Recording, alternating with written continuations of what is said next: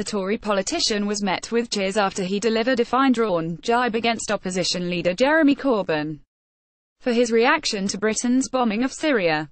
British forces launched an attack on Syria after the Assad regime allegedly authorised the use of chemical weapons during a strike on the city of Douma on April 7. Mr Clarke praised the Prime Minister for her response while subtly confronting Mr Corbyn for his response to the attack. "I fully support the proportionate, targeted action we have taken against these sites, and I hope the government would consider similar actions again in the future if anyone is so foolish to repeat chemical weapons attacks. We can all debate these matters, but it takes a real Prime Minister to actually face up to the great responsibility." Parliament TVSyria attack.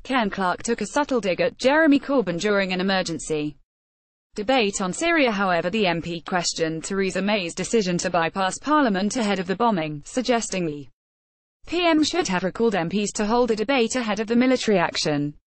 Speaking during an emergency debate in response to the Douma attack, Mr Clarke continued, "On the question of the parliamentary role, I think the Prime Minister was not relying on the archaic narrow interpretation of the royal prerogative which no government has invoked in this country for over 50 years. They have always come to Parliament for debate and votes, if possible, on any military action." She says it was a problem of time, but surely when President Trump had announced to the world what he was proposing, a widespread debate was taking place everywhere, including between many MPs in the media, but no debate in Parliament. It takes a real Prime Minister to actually face up to great responsibility. Clarke. Mr Corbyn described the chemical attack in Douma as horrific, but faced shouts of shame from Tory MPs as he told the Commons, "This statement serves as a reminder that the Prime Minister is accountable to this Parliament, not to the whims of the US President. We clearly need a War Powers Act in this country to transform a now broken convention into